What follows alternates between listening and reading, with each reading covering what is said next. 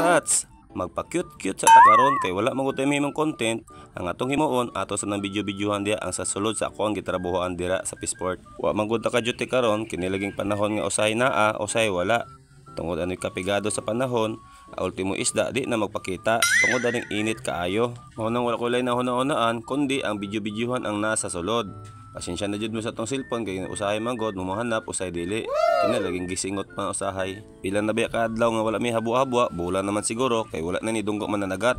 Ambot asa na mananagat karon, paminaw nako na narbaho na siguro construction. Siyempre pag pamilyado ka, mangita jud kag paraan paano ka makabugas aron ipakaon sa imong mga anak, di ba? Dili ta magsalig sa isa ka trabaho kung wala man lay klaro. Pero okay lang, laban lang gyapon ta na may Ginoo gatanaw.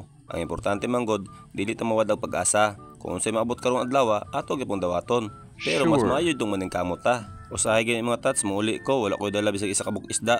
Ako na lang nang ginaotong. Muna nagabot sa balay, gulay-gulay na lang in taon, kaya nalaging watay tarong income. Pero dili gyud ta mawala sa pagampo. Kaya nga naman, bisag inganit ta, dili na to nawala on ang pagampo sa taas kay siya ang gabantay sa tong kinabuhi matag adlaw ug siya po nakibalo kung unsay maabot sa toa. Mauna, bisag inganit ta, alay-alay po natog ampo-ampo panagsa. Unya mo lang sa to, mo lang sa ako mapakita sa inyo kay magsuri-suri sa kuan kung asa ta makita grasya.